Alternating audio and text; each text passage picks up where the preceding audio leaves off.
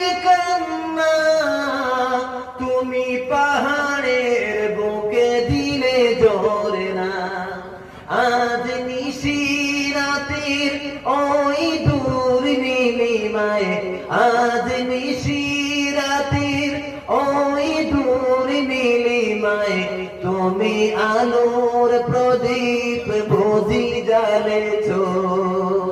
ওগো আল্লাহ শুকর তোমার, আমার যে মানুষ করেছো। তুমি সৃষ্টি জীবের মধ্যে দিয়াছো প্রাণ, গাই